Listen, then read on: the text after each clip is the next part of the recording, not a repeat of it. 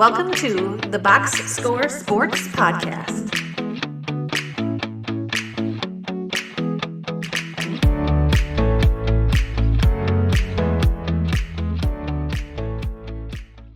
Welcome back, everybody, to the Box Score Sports Podcast. I'm your host, Ryan. On today's episode, we're going to talk about Paul George's move to the 76ers. We're going to talk about three different angles. We're going to talk about Paul George angle, the 76ers, and the Clippers angle as far as this move is concerned. But before I begin, please let me know in the comments down below what you think of this move, whether it's from the Paul George angle, the 76ers, or the Clippers. So let's start with the Paul George angle. I like it for Paul George. I think it's a better fit having a center, a forward, or wing, whatever you want to call it nowadays, and a point guard in Maxey, Embiid, and Paul George. Now, obviously, there's a little bit of concern if you're Paul George because you're going from one injury problem in Kawhi Leonard to another injury problem in Embiid. Now, Embiid, the last couple of years, he has played 60 plus games, except last year with the big injury he had. But the difference I think is Embiid, if he can, he will play through his injuries, where I don't see Kawhi Leonard doing that. Now, trust me, if you're a Kawhi fan, I am too. I got a couple of his jerseys. He's probably my favorite player in the league, other than Cade Cunningham, because I'm a Detroit Pistons fan. But the truth of the matter is he is a top 10 player when he's healthy, but he is rarely ever healthy. He has missed more playoffs than Paul George. Paul George has been successful as a Clipper to a certain degree, bringing the Clippers to the Western Conference Finals that year where Kawhi got injured in Utah in the second round.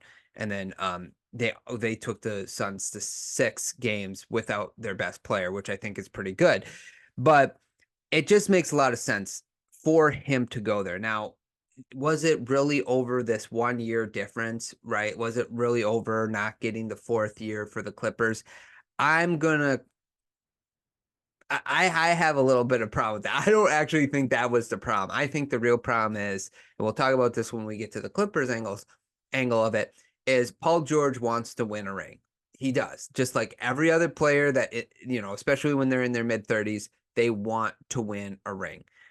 So he's signed this 4-year, $212 million deal with the 76ers because he thinks it gives him a better chance to win a ring than with the Clippers, which I totally agree. Because of Kawhi's injury problem, because of James Harden now being on that roster, which I think is a big deal to Paul George, and I'll explain why in a second when we go to the Clippers angle. But and because the West is so deep and there's so many good teams, OKC, Mavericks, Wolves, Nuggets, Grizzlies are going to be better. The Pelicans got better with a trade.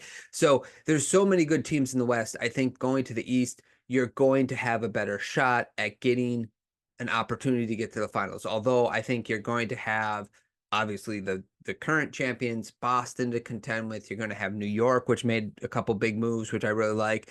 They're going to be hard to contend with. And then I think the Bucks will be back as well, as long as Giannis stays healthy. They're going to be tough to contend with. There's also some young up-and-coming teams in the East that might be a bit of a challenge. But overall, it's easier to get to the finals in the Eastern Conference. So this is a good move for Paul George. I really like it. I think it'll give him an opportunity to win a ring. Although I should say a better opportunity to win a ring if he would have stayed in the West on the Clippers. Now let's look at the 76ers side. This was kind of a no-brainer. They needed to bring someone in. Embiid's window is not that open, right? Like, we understand he's 30, 31 years old. He's a big dude that is constantly dealing with leg problems and weird injuries as well. To be fair to him, like, his face got smacked in last year in the playoffs. It's like there's some weird injuries that has happened to Joel Embiid.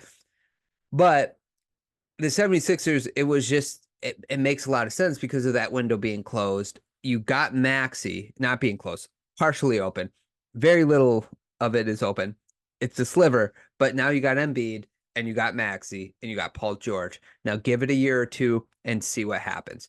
The cap will go up with the new TV deal. We know this. This is what's been being reported. So that means in 2 years, Paul George expiring contract, a close expiring contract, becomes tradable. If I were the 76ers, I would give Embiid and George 2 to 3 years tops, and then I would build around Maxey alone. That's what I would do if I was 76ers, and maybe that's what they will do. But it was obvious what they needed to do. So they also re-signed Oubre. They got a backup center in Drummond. I think that was also a good move. So what the 76ers are doing, I really like what they're doing. Oh, and Eric Gordon, which provides spacing. I really like what they're doing. The problem is really the big question is have they done enough to compete? I don't know about that yet. Like to be like the favorites in the East. I think Boston and New York are in their own tier right now. And I think after that's Milwaukee and 76ers. And we'll see what the Pacers do. I know they'll improve naturally. So will by progression, right? And so will the Magic. So the Magic signing KCP is a big deal. So I think that the 76ers, although they have a leg up, because of these young teams that will probably get better by progression, making a couple moves throughout the next year or two, they only have about a 2-year window. I'm interested to see if they make any more moves or make towards the trade deadline, maybe even where they make a big move, because I just don't know if this roster is good enough yet. But they're getting close. I think adding Paul George is huge to Maxey and Embiid. So that's awesome. And what they will like and Paul George will like is the tempo of the offense will be more upbeat with Maxey on the court. And I think that's where Paul George will thrive the most. Now let's get into the Clippers side of this. So after not getting Paul George, clearly what they weren't going to get Paul George, the Clippers double down on James Harden.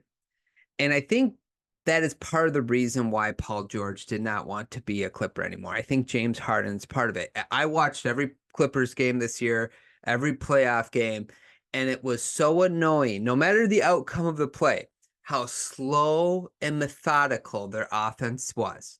There was no fast breaks. There were no shooting like quickly before, like 7 seconds or less shot clock wise.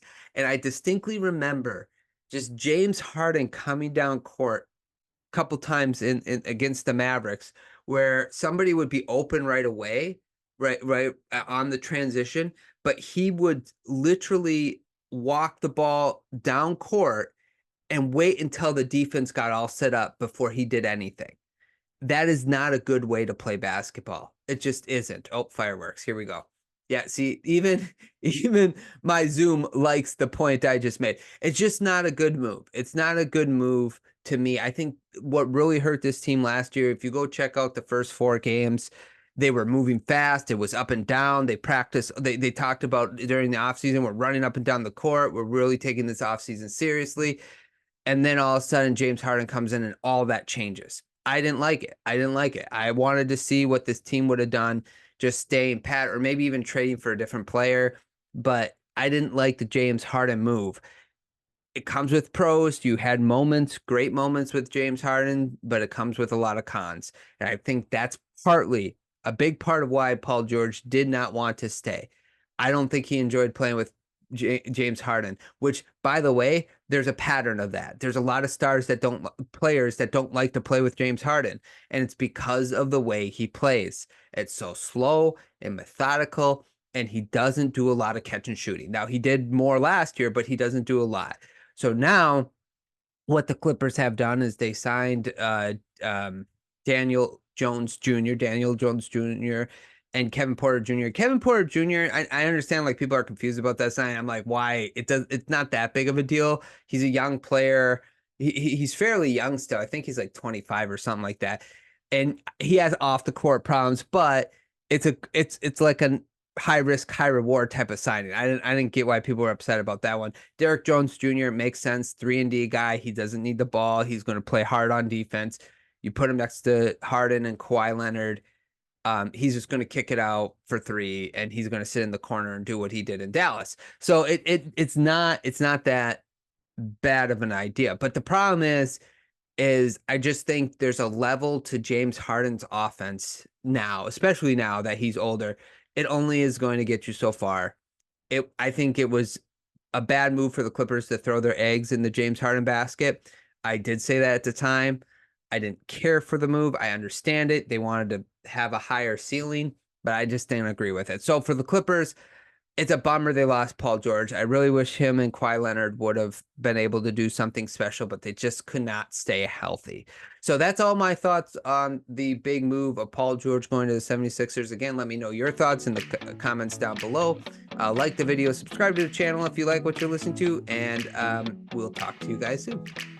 Thanks so much for watching this clip of the Box Score Sports Podcast. I hope you guys enjoyed. If you haven't yet, please subscribe to our channel. Follow us on Instagram and Twitter or X. And we'll talk to you guys real soon. See ya.